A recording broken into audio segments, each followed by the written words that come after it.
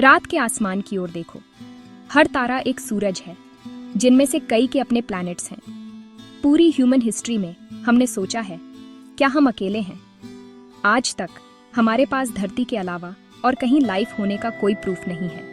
ना कोई alien signal, ना कोई फॉसिल्स, ना कोई विजिटर्स, बस खामोशी। लेकिन सर्च अभी शुरू ही हुई है। साइंस अननोन चीजों पर थ्राइव करती है। यूनिवर्स बहुत बड़ा है। इसमें धरती पर रेत के कणों से भी ज्यादा तारे हैं। लाइफ के लिए इंग्रेडिएंट्स कार्बन, हाइड्रोजन, ऑक्सीजन हर जगह है। अगर लाइफ की रेसिपी यहाँ काम कर गई, तो क्या यह कहीं और भी काम कर सकती है? यही वो सवाल है जो हमारे सबसे बड़े एडवेंचर को ड्राइव कर रहा है। हम सिर्फ जवाबों के लिए ही नहीं, बल्कि कॉस्मोस में अपनी जगह समझने के लिए भी सर्च करते हैं। लाइफ ढूंढने के लिए हम वहीं से शुरू करते हैं जो हमें पता है, धरती की रेसिपी। सबसे पहले लिक्विड वाटर, जो लाइफ की केमिस्ट्री के लिए बहुत जरूरी है। इसलिए हम पानी का पीछा करते हैं, हैबिटेबल जोन में दुनिया की तलाश करते हैं। दूसरा, एनर्जी। धरती पर ज्यादातर लाइफ सूरज की रोशनी का इस्तेमाल करती है, लेकिन गहरे समुद्र के जीव हाइड्रोथर्मल वेंट से मिलने वाली केमिकल एनर्जी पर थ्राइव करते हैं। इसका मतलब है कि लाइफ अंधेरे में भी मौजूद हो सकती है, जो किसी प्लैनेट की अपनी गर्मी से चलती है। तीसरा, सही chemicals carbon, hydrogen, oxygen, nitrogen, phosphorus और सल्फोर, जो लाइफ के बिल्डिंग ब्लॉक्स हैं। ये एलिमेंट्स कॉमन हैं, तारों में बनते हैं और गैलेक्सी में फैले हुए हैं। तो हम पानी, एनर्जी और इन एलिमेंट्स वाली जगहों की तलाश करते हैं। इन तीनों का मिलना लाइफ की गारंटी नहीं देता, लेकिन यह एक दुनिया को एक्सप्लोर करने लायक बनाता है। ये सिंपल रेसिपी हमारी सर्च को गाइड करती है, वास्ट यूनिवर्स को सबसे प्रॉमिसिंग जगहों तक सीमित करती है। हर मिशन, हर टेलीस्कोप इस कॉस्मिक चेकलिस्ट से फोकस्ड होता है। लाइफ की तलाश में मार्स हमारा सबसे करीबी टारगेट है। आज यह ठंडा और सूखा है, लेकिन सबूत बताते हैं कि एंशिएंट मार्स गर्म और गीला था, जिसमें नदियां, झीलें और शायद एक ओशन भी था। रोवर्स को पानी में बने मिनरल्स और पोलर कैप्स और जमीन के नीचे जमी हुई बर्फ मिली है। कुछ पानी अभी भी मौजूद है, जो सतह के नीचे जमा हुआ है। एटमॉस्फेयर में कभी कभी मीथेन का पता चलना एक मिस्ट्री है। धरती पर यह अक्सर लाइफ से आता है। मिट्टी में मौजूद सॉल्ट अभी भी खारे पानी को पॉसिबल बना सकते हैं। मार्स कभी हैबिटेबल था और शायद अभी भी अपनी रस्टी सतह के नीचे राज छुपाए हुए हैं। सूरज से दूर यूरोपा जुपिटर का एक चांद है, जो लाइफ ढूंढने के लिए सबसे अच्छी जगहों में से एक हो सकता है। इसकी बर्फीली परत के नीचे एक विशाल खारा ओशन है, धरती के सभी महासागरों से ज्यादा पानी। यूरोपा जुपिटर की ग्रेविटी से अंदर से गर्म होता है, जिससे इसका ओशन लिक्विड रहता है। सतह पर रेडिएशन ऑक्सीजन जैसे केमिकल्स बनाती है, जो नीचे के ओशन में मिल सकते हैं। ओशन फ्लोर पर हाइड्रोथर्मल वेंट्स हो सकते हैं, जो एनर्जी और न्यूट्रिएंट्स प्रोवाइड करते हैं।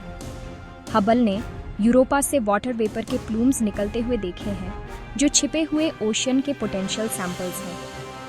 फ्यूचर मिशंस इन प्लूम्स से होकर गुजर सकते हैं, लाइफ के साइंस की तलाश में। यूरोपा हमें दिखाता है कि हैबिटेबल दुनियाएं सूरज से दूर भी मौजूद हो सकती हैं।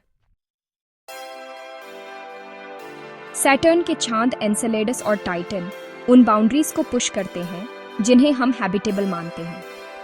एनसेलेडस हालांकि छोटा है, सबसर्फेस ओशन से खारे पानी और ऑर्गेनिक मॉलिक्यूल्स के प्लूम्स निकालता है। कैसिनी को हाइड्रोथर्मल वेंट्स और हाइड्रोजन गैस के सबूत मिले, जो माइक्रोब्स के लिए पोटेंशियल फूड है।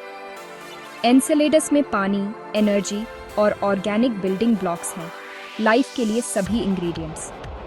टाइटन सैटर्न का सबसे बड़ा चांद और भी अजीब है। इसमें एक थिक एटमॉस्फेयर और झीलें हैं, पानी की नहीं बल्कि लिक्विड मीथेन और इथेन की। टाइटन की केमिस्ट्री एलियन है, लेकिन यह हमें ऐसी लाइफ की कल्पना करने के लिए चैलेंज करती है जो धरती के नियमों का पालन नहीं करती। क्या मीथेन की झीलों में लाइफ मौजूद हो सकती है? हमें नहीं पता, लेकिन टाइटन हमें पानी से आगे सोचने पर मजबूर करता है। ये चांद लाइफ की पॉसिबिलिटीज को एक्सप्लोर करने के लिए नेचुरल लैबोरेटरीज हैं। सैटर्न सिस्टम हमें दिखाता है कि लाइफ सबसे अनएक्सपेक्टेड जगहों पर भी पैदा हो सकती है। हमारे सोलर सिस्टम से परे हमने हजारों एक्सोप्लैनेट्स खोजे हैं जो दूसरे तारों की परिक्रमा करते हैं। केपलर और दूसरे टेलीस्कोप ने बताया कि धरती के साइज की दुनियाएं कॉमन हैं। अब हम जेम्स वेब स्पेस टेलीस्कोप जैसे इंस्ट्रूमेंट्स का इस्तेमाल उनके एटमॉस्फेयर्स का अध्ययन करने के लिए करते हैं। एक एक्सोप्लैनेट की हवा से गुजरने वाली तारों की रोशनी का एनालिसिस करके हम वाटर वेपर, मीथेन और दूसरी गैसों का पता लगा सकते हैं। वेब ने इंट्रीगिंग मॉलिक्यूल्स भी खोजे हैं, यहाँ तक कि डाइमेथिल सल्फाइड, एक गैस जो धरती पर लाइफ द्वारा पैदा होती है। लेकिन सावधानी जरूरी है, केमिस्ट्री बायोलॉजी की नकल कर सकती है। लक्ष्य एक बायोसिग्नेचर खोजना है, गैसों का एक कॉम्बिनेशन जिसे सिर्फ लाइफ से ही समझाया जा सकता है। ऑक्सीजन और मीथेन एक साथ एक मजबूत सुराग होंगे, लेकिन डेफिनेटिव प्रूफ नहीं। एक दूर की दुनिया पर लाइफ की पुष्टि करने में समय, सबूत और केयरफुल एनालिसिस लगेगा। सर्च धीमी है, लेकिन हर डिस्कवरी हमें करीब लाती है। हमने मार्स, बर्फीले चांद और दूर के एक्सोप्लैनेट्स को एक्सप्लोर किया है। लाइफ के सुराग तो मिले हैं, लेकिन कोई प्रूफ नहीं। नेचर लाइफ के साइंस की नकल कर सकती है। मीथेन, ऑक्सीजन और ऑर्गेनिक्स जियोलॉजी के साथ साथ बायोलॉजी से भी आ सकते हैं। सुनिश्चित होने के लिए हमें मल्टीपल लाइंस ऑफ एविडेंस चाहिए, अजीब गैस कॉम्बिनेशन, कॉम्प्लेक्स मॉलिक्यूल्स या डायरेक्ट सैंपल्स। हमारी सबसे अच्छी उम्मीदें हमारे सोलर सिस्टम में हैं, जहां मिशंस खोद सकते हैं, ड्रिल कर सकते हैं और टेस्ट कर सकते हैं। मार्स, यूरोपा और एनसेलेडस एक्सप्लोरर्स की अगली पीढ़ी के लिए टॉप टारगेट्स हैं। क्या हम अकेले हैं? हमें अभी तक नहीं पता, लेकिन पहली बार हमारे पास पता लगाने के लिए टूल्स हैं। सर्च खुद हमारे पर्सपेक्टिव को बढ़ाती है और हमें याद दिलाती है कि हमारी अपनी जीवित दुनिया कितनी प्रेशियस है। तारों से आने वाली खामोशी कोई जवाब नहीं है, यह एक इनविटेशन है। अगली डिस्कवरी बस एक मिशन दूर हो सकती है।